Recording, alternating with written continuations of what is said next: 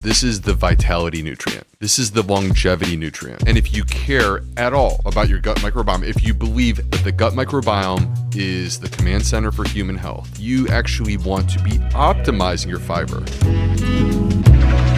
There is a trend that is blowing up online and in bathrooms literally around the world right now. It is called Fibermaxxing. But before we get into whether or not this is a good idea, I need to tell you something that Dr. B said to me before we started hitting record, and this blew my mind. He said, look, no matter what patients walked into my doors with, their symptoms, 98% of the time, the prescription was the same. So with that, Dr. B, what prescription are we talking about for 98% of the patients? Chuck, we're talking about fiber. It's that essential. I mean, I'm not trying to make it sound like one size fits all. That's not what it is. We'll unpack that. But the bottom line is that people with constipation, diarrhea, bloating, reflux, they all benefit from fiber. So we'll talk about that. That was almost like a Pepto-Bismol commercial, you know, nausea, heartburn, indigestion, upset stomach, diarrhea. Yay, fiber. But so bottom line is when everybody on TikTok is literally trying to blow up their bowels with Fibermaxxing, you're actually saying that they're onto something here, though. Yeah, they are onto something. I have to give credit to these kiddos. I mean, I have been vocally the skeptic of TikTok through the years, but, you know, I think they're doing a great job with this. The one thing I will say, though, is that I don't want them to do this, but they're unfortunately in some cases going to learn a hard lesson if they don't do it the right way. Oh, kids, gonna learn a hard lesson. All right, so today we're gonna break down actually how to do it right. So pay attention, my friend, how to do it right, and a Stanford study that explains why so many people are failing with this. So to get everything going here, I want to do a quick gut check here with you, Dr. B. I'm gonna fire up some rapid fire questions to you. You give me the fast answers, we'll dig in and we'll start from there. Sound good? I'm ready. Let's go. Bring it at me. All right, number one, Fibermaxxing. Is it actually a good idea? Generally, yes. And what happens to your gut when you double up on your fiber intake overnight? You totally overwhelm it. And is a fiber supplement the same as getting fiber from real food? Not the same, but definitely can help. I love this next question. Number 4 out of 5, is your gut actually better at digesting fiber over time? Oh, 100%. And what is one food you would tell somebody to get started with today? Raspberries, baby. Let's go. Raspberries. All right. Yeah, that was not expecting that. I was expecting like maybe kale. Like that seems to be the big answer. But all right, let's get into it, Dr. B. You said 98% of your patients got the same prescription. So what is it about fiber that makes it the nutrient of choice? Chuck, fiber, first and foremost, this is the vitality nutrient. This is the longevity nutrient. This is the food for your gut microbiome. And if you care at all about your gut microbiome, if you believe any of my work, that the gut microbiome is the command center for human health, you need to focus on fiber. You need to make sure that you're not just getting barely enough. You actually want to be optimizing your fiber. It's not exactly the same. Like to just get above the lowest limits of deficiency is not the same as to hit the sweet spot of what your body and your gut microbes actually need. And the problem, Chuck, is that as we look out across America, 95% of America is deficient in fiber. So we're missing the mark. The average person is about 15 grams of fiber per day. Women should be getting 25. Men should be getting 38. But to be totally honest with you, and I think this is one of the things I would love to discuss later in the show, I actually think that approach of like focusing on the grams is what's creating problems for people that are fibermaxing. I definitely want to circle back to that. Is this a numbers game? It sounds like maybe initially it is to be continued, my friend. Yeah, I think that we've kind of gotten that one wrong. But, you know, let me first just take a step back. You know, again, I don't want to make it sound like it's one size fits all when it comes to the way that I would approach complex digestive healthcare. But there is this tie that binds these health conditions together, whether it's constipation, diarrhea, nausea, heartburn. Yay, Pepto You know, Bismol or fiber. Yeah. they did a great job with that little jingle. But, no matter which of these issues a person is dealing with, there is this common thread that binds them together, which is that the gut microbiome has been damaged. The gut microbiome is struggling. And so if you were to sit and look at the gut microbiome that is struggling, and you ask me, a gastroenterologist and an expert in gut health, how would I start the process of healing the gut microbiome to get it back on track, restore function, make it capable again of not just barely doing its job, but actually thriving, being strong, being the best version of itself? How would I do that? Well, the same way that I would address a person who's struggling with their health, which is to feed them the right food with fiber that makes them stronger, makes them more capable of doing their job. And there's this sort of parallel track that exists, Chuck, because fiber is exactly what you need to address your gut microbiome. But research also says that us humans, ignoring the microbiome for a moment, we're just talking about human health. Overwhelming research says us humans, we massively benefit from fiber. And it's not just a gut thing. It's our metabolism, it's our hormones, it's our mood, it's our brain health, it's our immune system, our inflammation.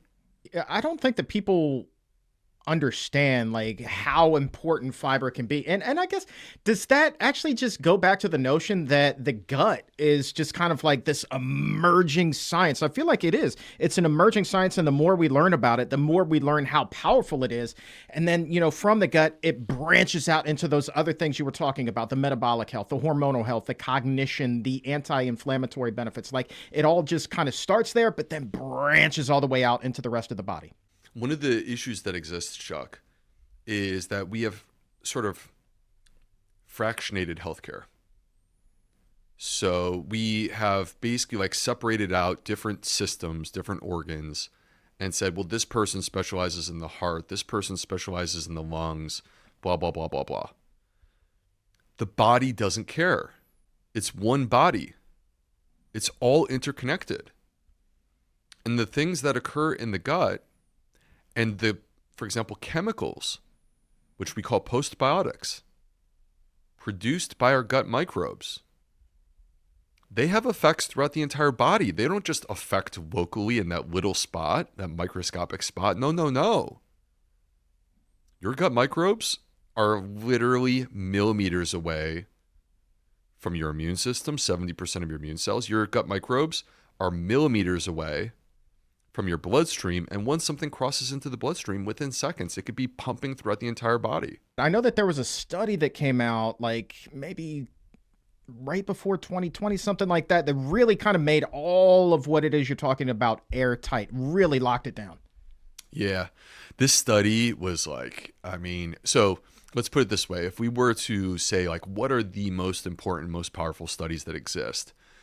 The answer to that question would be a systematic review and meta-analysis. Basically, what's happening there, systematic review means that you have a structured approach to researching a topic and collecting all of the most important information.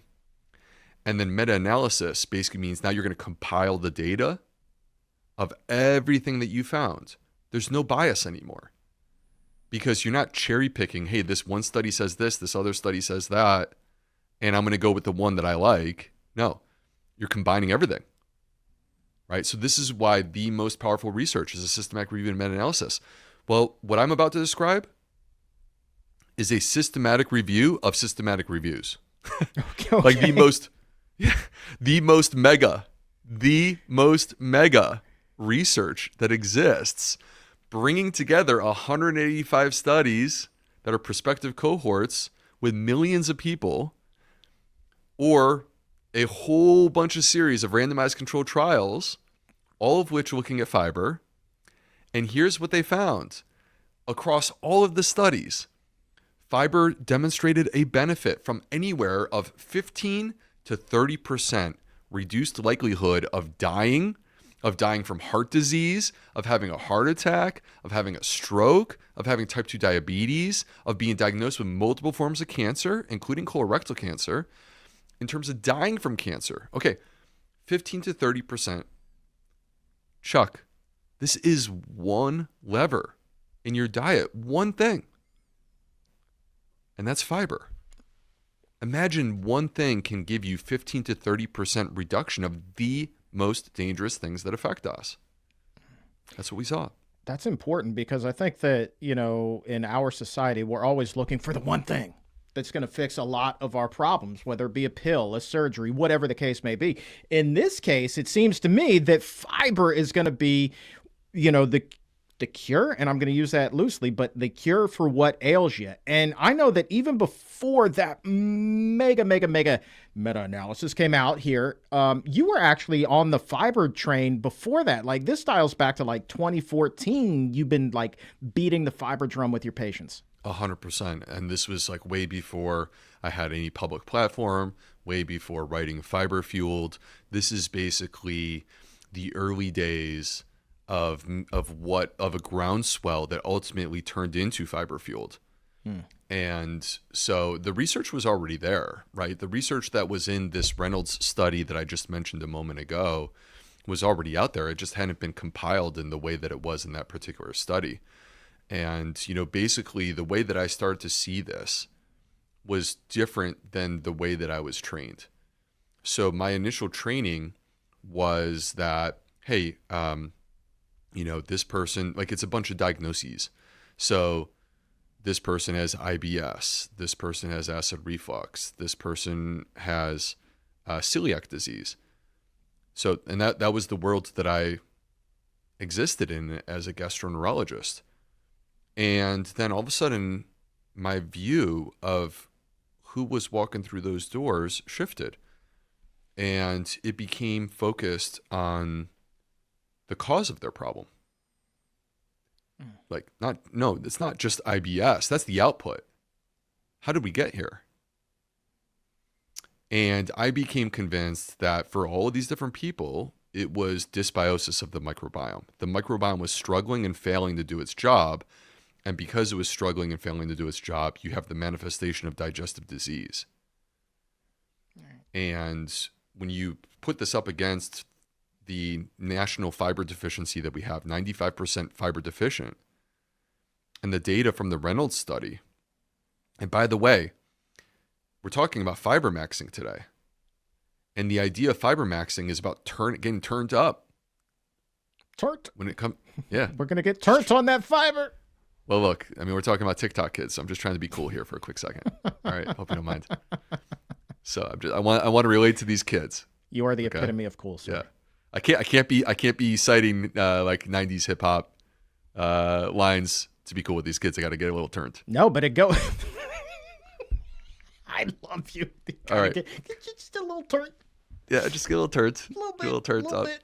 So, but anyway, the entire point of what they're trying to do with Fibermaxxing, which by the way has 2 X's, not 3, just to be clear, is that they're trying. Dad joke. They're trying to increase their fiber intake because they've acknowledged the benefits. Well, you know what? The Reynolds study that I just cited, might as well call that the Fibermaxxing study.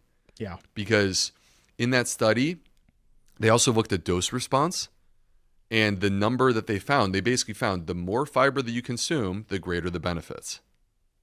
So I said 15 to 30%. Yeah, I'd rather be at 30% than 15% reduction in these risks. Mm-hmm.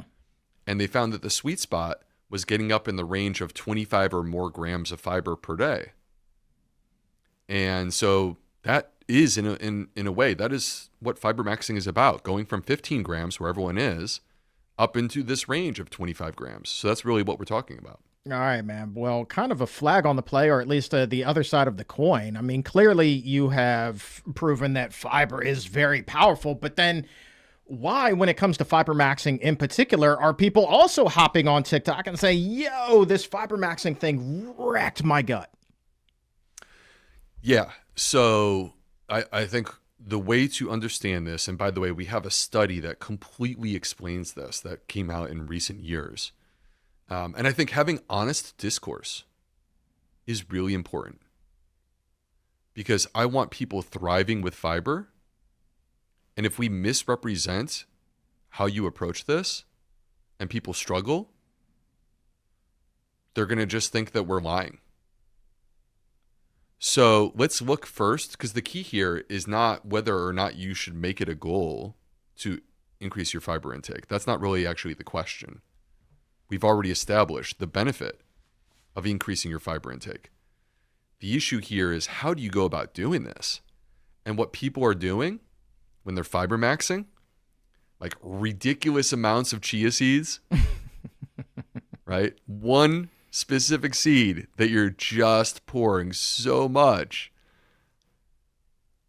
Mega fiber smoothies going from 15 grams to 45 grams. Like, yeah. So they have the right intent, but it's the execution that's wrong. I think a lot of people who are changing up their diet, especially as they're trying to add more fiber, make that mistake. You just kind of hit that accelerator way too much. And I think that we've talked about this previously. I remember like when I started to ramp up my fiber, that wasn't even my goal. I was just like changing to another form of a diet, or like incorporating more fruits, more vegetables, whole grains, into my diet. Naturally, the fiber goes up. As it was getting acclimated, and I didn't know what the heck I was doing, dude, I was doubled over in pain for like 2 weeks. It was the most bloated, including the last 3 years of my life, where I've ever been in my entire life. I mean, it literally was super deluxe painful, man. So let's keep it real. That can happen. And there's an explanation for that. And actually, the explanation perfectly fits with a recent study by the Stanford Microbiome Group led by Justin and Erica Sonnenberg. So the Sonnenbergs have done some of the greatest microbiome research studies of the last 10 and 15 years. And in this particular study, now I want to be transparent, it was a small study. So 36 people total. 18 on one side, 18 on the other side. They were randomized, these are humans, randomized to either go on a high fiber diet or go on a fermented food diet. So when you hear me talk about the benefits of fermented foods, I say things like, fermented foods increase your gut diversity in a matter of 8 weeks. Fermented foods are associated with reduction of inflammatory markers. Actually, I'm referring to this particular study. But there's a second half to the study that people who support the fiber movement, like me, they're a little scared to talk about. Because the popular interpretation of the study is that fiber was bad. I want to explain it because that interpretation is dead wrong. They took a group of people that, like us, that are consuming, average American amounts of fiber, so on the range of like 15 to 20 grams per day, and they had them crank it up to, the goal was 45. Overnight? Like fast. Oh my God. Fast. Like not over 6 months. Like over, a week or two. Ooh. Wow. Yes. Wow. So, and what they discovered is that, okay, so a few things started to happen. Number one, and this is a good thing, the digestive enzymes that break down fiber, they come from our gut microbes. So what they saw was that, okay, you start to increase your fiber intake. Guess what shows up? More of these digestive enzymes. Your gut microbiome is clearly adapting to the fiber. Your gut microbiome is learning how to process and digest the fiber. That's why those enzymes are increasing. But there was a problem. This is the part where people basically say like fiber was bad. There was a group of people that increased their fiber intake and actually they didn't feel well. And their inflammatory markers, measures of inflammation, actually got worse. And everyone, including me, talks about fiber is anti-inflammatory. It's so anti-inflammatory. That's why it's so good for you. And here we have a study from the Stanford group showing that a group of people, their inflammation actually got worse. Now here's the key. This is the important part. you have to understand what was happening here and who it was. Because the majority of the people, and again, this was only 18 people, so let's not get carried away. But the majority of the people, their inflammatory markers got better, meaning that they went anti-inflammatory. The group that had the inflammation get worse, there was a specific characteristic that they had. They had a damaged gut microbiome. They had lower gut diversity compared to the other groups. So in other words, if you just looked at, hey, before this study started, how much gut diversity did you have? The group that had the most gut diversity, massive drop in inflammation. The group that had a medium level of gut diversity, medium drop in inflammation. The group that had the lowest gut diversity, inflammation got worse. Gotcha. That's what was happening. Here's the problem with this. The people who walk through the doors of a GI clinic, they're not the ones with high gut diversity. They're the ones with low gut diversity. They're the ones with the damaged gut.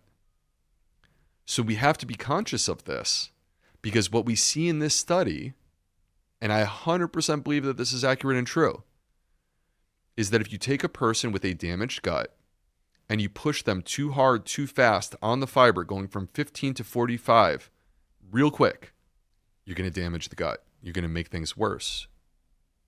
It's too much. It's too hard. It's too fast.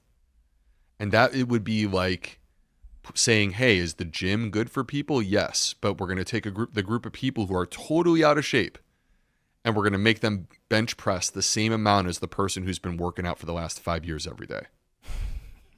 Good luck with that. Exactly.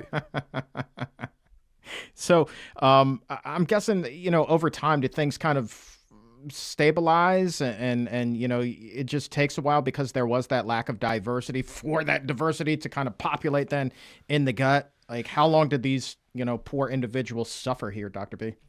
Well, I think that the issue of their suffering was really not that fiber is bad for them. It was that their gut microbiome wasn't ready for the amount of fiber that they were asking them to consume. That was the issue. So I think if you go and you revisit this and you introduce fiber in a stepwise fashion, allowing the gut to adapt and adjust, then that's how you ultimately could take this person who has a damaged gut and transform them into the group that has the higher gut diversity and is getting the most benefit from the fiber. I think that transformation is entirely possible. It just wasn't accomplished within the study because they went too hard and too fast. That's kind of the point that a lot of people who are trying this Fibermaxxing trend are kind of missing out on. And I would think that it's really easy for somebody to go on TikTok and be like, I tried this, I'm hurting a lot, and then get what, we in the medical field would call a confirmation bias, because you have a lot of other people experiencing the same type of negative symptom. 100%. So that person then, goes and quits, and the internet tells them that they need to go carnivore and literally go zero carbohydrate. And that's not right. Like that's not going to guide you to the benefits that we saw in the Andrew Reynolds study of a 15 to 30% reduction in all of the most dangerous health conditions that we face in the modern world. So ultimately, because fiber is so important, because the opportunity is so massive in terms of our health, we got to get this right, but we got to reframe it. All right. Well, let's reframe it here. If too much too fast is clearly not the answer, what is the right way? Don't do 15 to 45. Stop chasing grams of fiber. Start chasing quality. Start chasing diversity. We're going to link together the Sonnenberg study where fiber was bad for people with low gut diversity, but really, really good for people with high gut diversity. I'm going to link that to the American Gut Project. 11,000 people across the globe, where they found that the number one predictor of a healthy, diverse gut microbiome was the diversity of plants in your diet. Specifically, people who were eating more than 30 varieties of plants per week were the ones with the most gut diversity. So instead of looking at this like short term, hey, I need to like Fibermaxx and increase my grams of fiber really hard and fast. Let's flip the script. Don't focus on grams of fiber. Don't gram max. You should diversity max, because that is what ultimately brings the quality that you're searching for in terms of optimizing your gut. How does the quality over quantity theory play in terms of, training the gut? I want to go back to that analogy you were using with being in the gym and, bench pressing, right? It's like you got to work your way up to getting, 2 and 3 plates on each side of the bar, right? You have to work your way up. So how does this quality versus quantity work in terms of how we should also properly be training our gut to avoid a setback?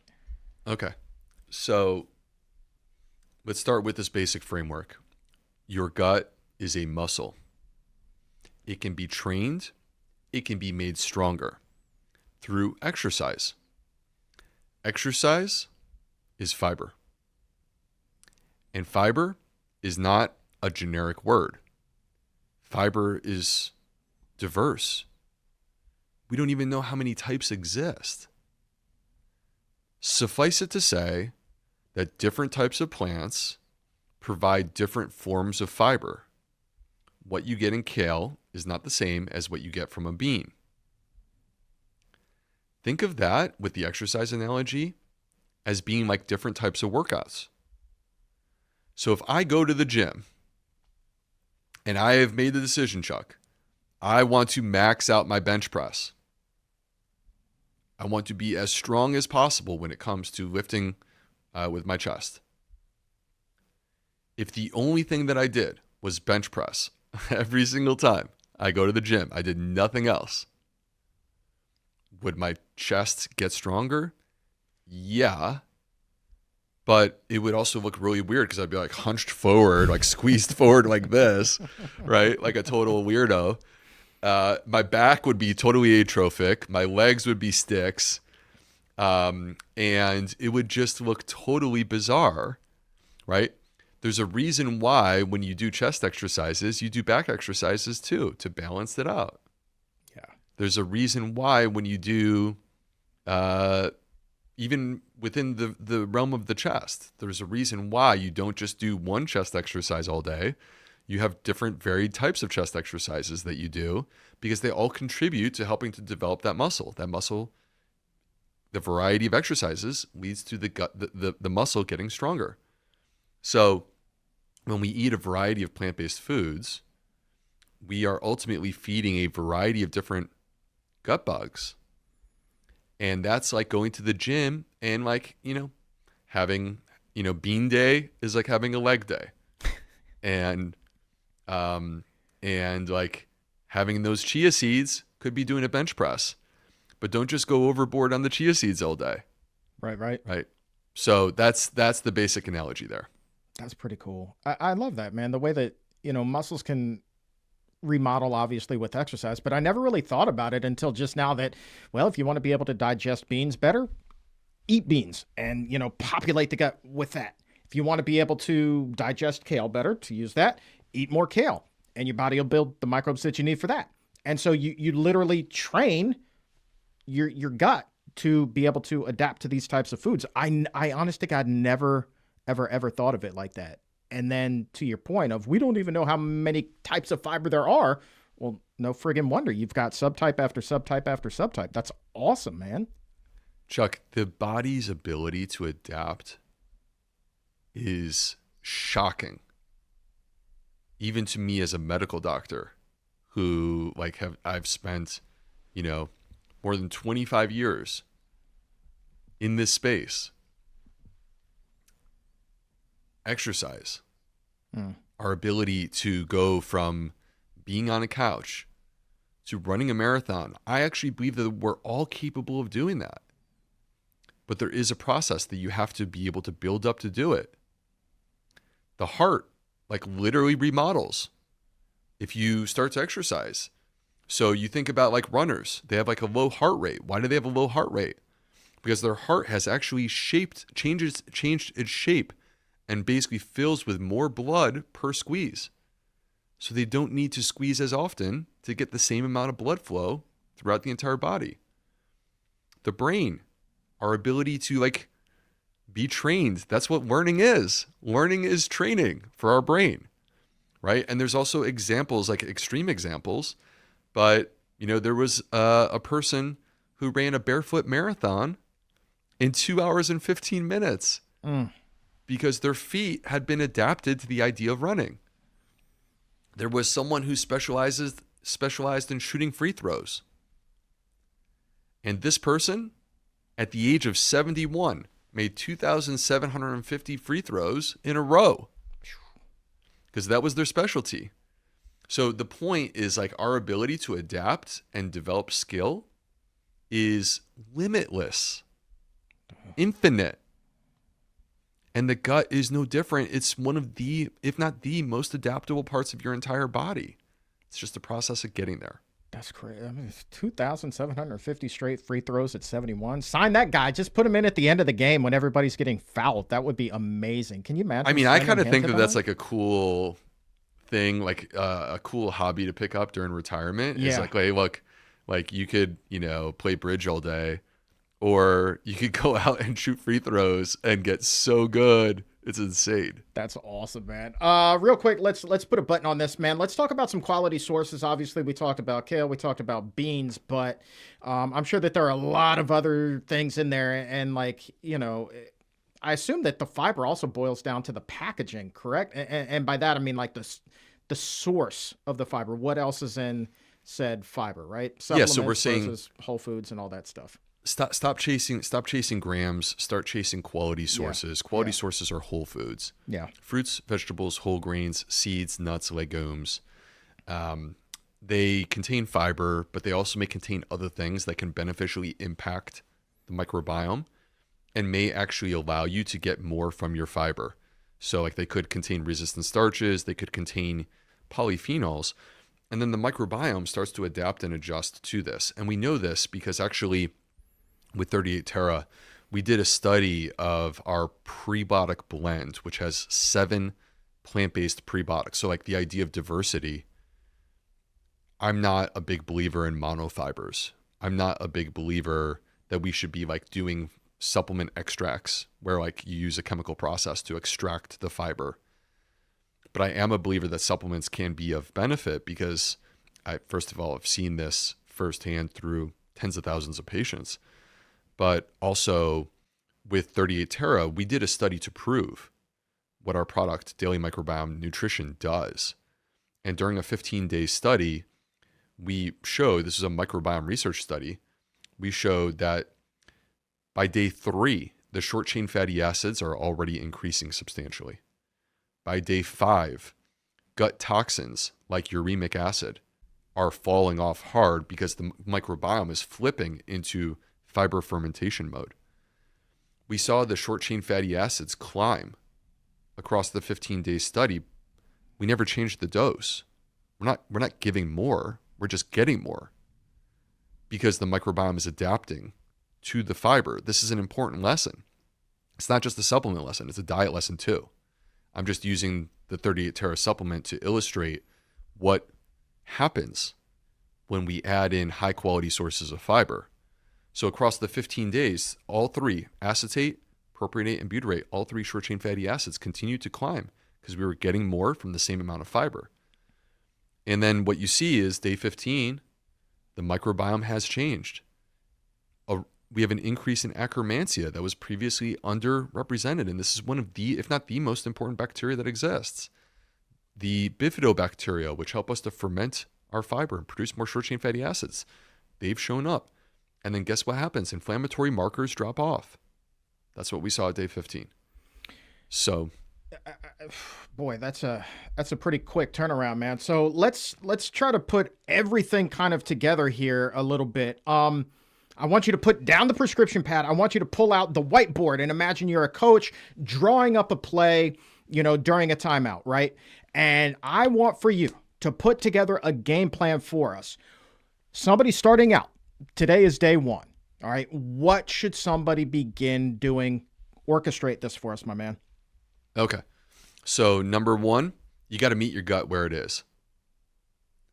So if you're the person with low gut diversity and you go too hard on the fiber, you're going to feel bad. If you are the person with high gut diversity, you may be able to tolerate more. The way that we meet your gut where it is you start low, because when we lower our fiber intake, we're actually matching it to our microbiome. And then you slowly increase. So rather than what we saw in the Sonnenberg study going from 15 to 45 basically overnight, rather than doing that, start by matching to your gut. So 15 is a great place to start because that's where most people are. And increase by 3 to 5 grams per week. And if you find that the amount that you're increasing is causing you to feel unwell, slow it down and even back it down a little bit. But 15, 18, 21, 24, 27, guess what?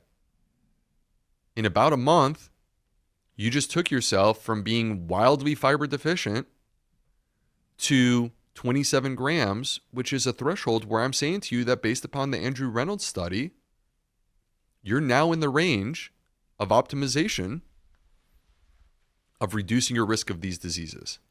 So number one, start low and go slow to match your microbiome. What you got next, Coach? Number two, stop counting grams, start counting plants. If you focus on the variety of plant-based foods in your diet, you naturally are going to elevate the quality of your diet, elevate the quality of your fiber sources. And when you elevate the quality of your fiber sources, I know with 100% clarity that you are on a path towards a healing anti-inflammatory diet. And remind us again, how many different plant sources would you recommend per week? Eventually, what is the goal here? 30 per week. 30 per week. Yeah. Okay. The goal is 30 per week. It seems like you could kind of pair that by adding, 3 to 5 grams of fiber per week as well. You add that one plant, couple servings of that. A lot of times that would get you to that goal, wouldn't it? 100%. Yeah. And that's also where, something like, for example, a high quality fiber supplement like the 38 Tera DMN, it's a controlled amount. And it allows your gut to be exposed to a high quality fiber source. It will adapt to it. It will produce the enzymes. This is what we've seen in these studies. Starts to produce those enzymes. And then those enzymes that are now ramping up because you added in this high quality fiber supplement, those same enzymes get applied to your diet. Those same benefits of increasing short chain fatty acids, that's a microbiome effect. Yeah. So anything that goes through the microbiome receives that benefit. That means that your diet gets to increase short chain fatty acid production too. So that's, to me, this is part of how we approach that.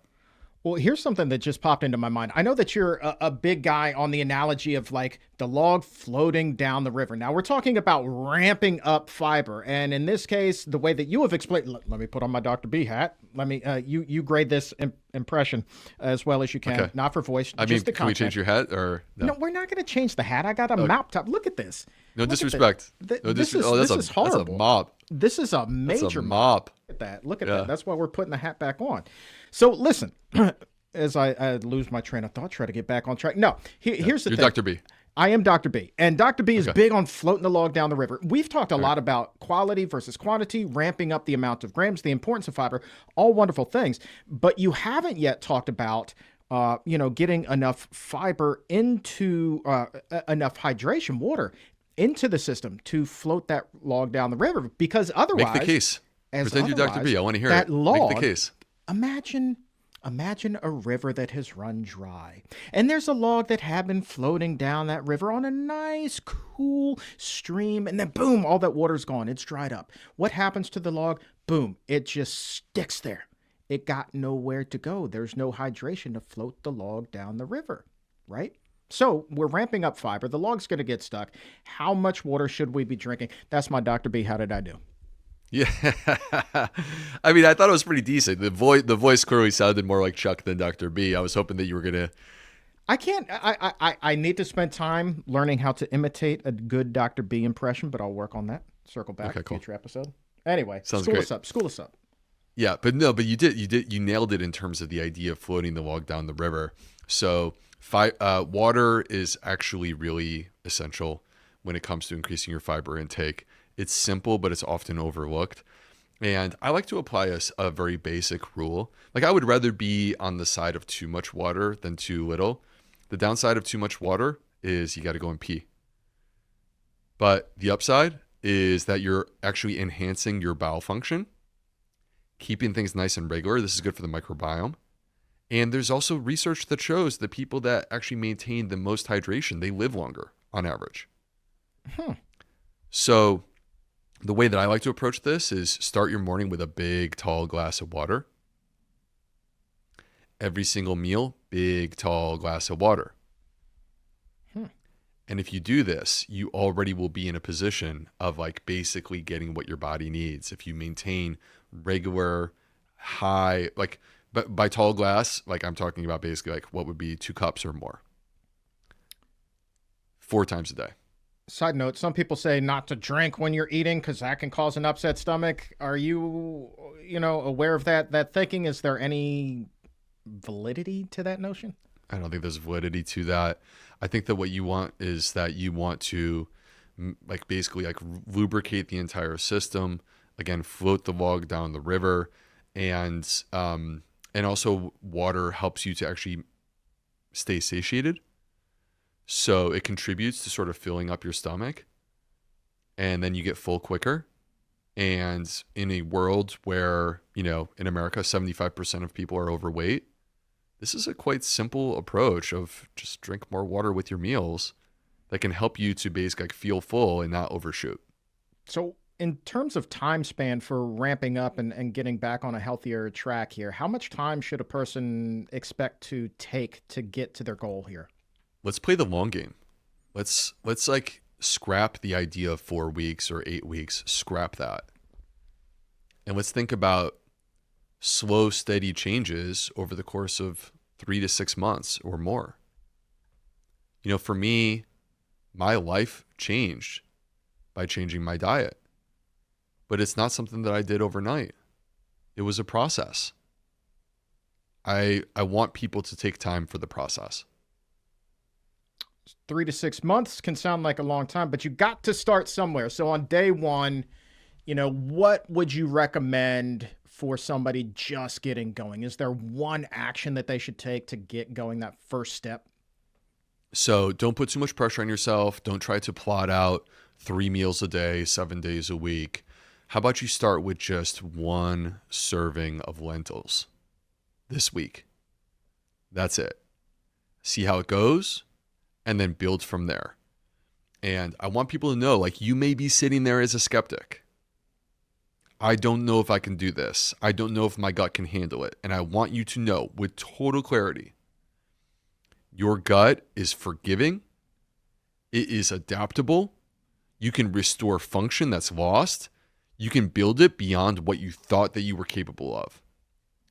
So that food that you've been very scared of, maybe it's lentils.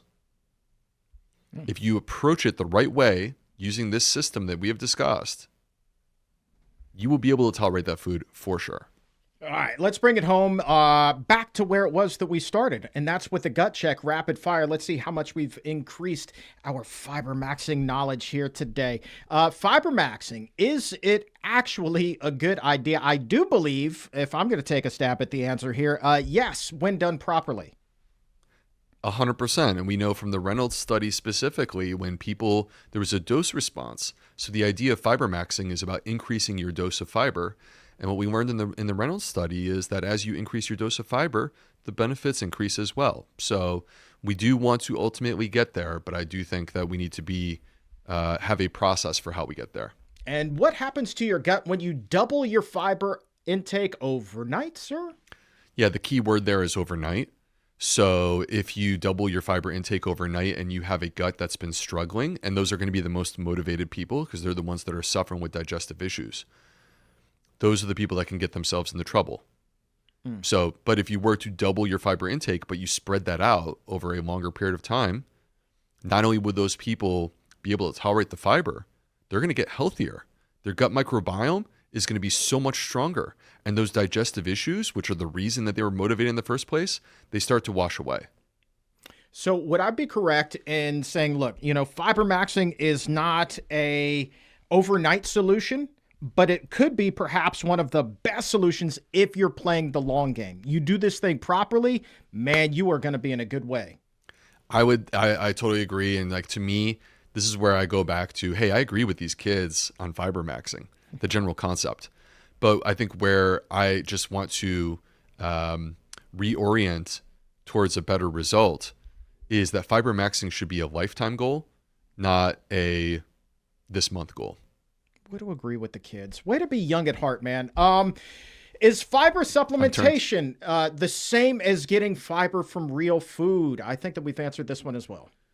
It's not the same as getting real fiber from real food. It should never replace the fiber that you're getting from real food. Real food should also always be the top priority, but let's not ignore the opportunity that exists with fiber supplements, which is that they can help. And that includes what we discussed, which is that they can actually recondition the microbiome. And then by reconditioning the microbiome, not only are you getting more and more benefit from the fiber supplement directly, which the benefits are there, like reshaping the microbiome, more short-chain fatty acids, less inflammation, less gut toxins. Not only do you get that, but you also receive the benefit of this reshaped microbiome, which has more digestive enzymes to digest fiber and to produce short-chain fatty acids. So then your diet benefits too. All right. Question number 4. Can your gut actually get better at digesting fiber over time? You nailed it with this analogy in terms of like training. Yes, this is a hard yes, underscore, exclamation point, bold, all of that. What did you hear on your side about that, Chuck? Tell me what you're hearing on your side. Yes, you absolutely can get better at digesting fiber over time, but there are many different types of fiber that your body needs to get acclimated to. So you can get acclimated to beans, doesn't necessarily mean that you're going to be acclimated to kale. So you got to give your body a little bit of grace to get adjusted there. Same thing with every other fiber-fueled food that is ever going to be on your plate or that you will eat. And so you just have to train your body. You have to get your body ready to adapt to that fiber increase. And the more diversity you have on your plate, the better you're going to be. Love it. Beautiful. The student has become the master. And what is the one food that you would tell somebody to start with today, my man? Oh, man, I'm dodging this question like I'm in the Matrix right now.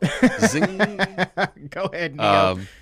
So I actually would say the one food, I reject the premise of this question, Chuck. I'm actually pushing back. Earlier I said raspberries. Now I'm here and I'm pushing back against the question and saying one food. Give me all of them. Give me all of the plant-based foods. Fruits, vegetables, whole grain seeds, nuts, and legumes. By focusing on variety, I'm going to accomplish my health goals. So rather than focusing on the one food, I'm going to focus on all of them. All right, man, take us home. I think that we've hit on a lot here with the Fibermaxxing. We should send this to all the children, maybe all the public school systems around the world. Like, hey, kids, if you're going to do this trend, do it properly. That's what we should do. Us big kids need it too, Chuck. So my main takeaway is that I just want people to understand that the idea of Fibermaxxing is the right orientation, but it's the wrong approach. I want you to think about your gut being a muscle. It can be trained. And fiber is the exercise that your gut needs in order to make it stronger. So don't let one bad experience convince you to walk away from exercise when it can be adding years to your life and making you stronger, fitter, more sexy. More sexy. And that is the goal for us all, is it not? Now, listen, from the patient perspective, here's the one thing that I would recommend you do this week. I mean, just one serving, right? You have to take that first step.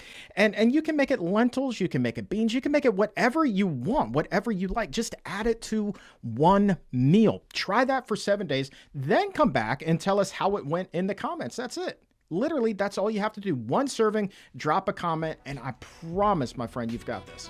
And if the show today helped you, share it with someone who needs to hear this. As big as this Fibermaxxing trend is, God knows there's plenty of you out there that need to hear how to do it right. Dr. B's prescription for Fibermaxxing health, because there are a lot of people who are either afraid of fiber or they're just going way too hard. They're paying the price for it. And this episode, Dr. B, could be exactly what they need. Thanks, everyone, for hanging out with us. We will see you next time. The Gut Insiders.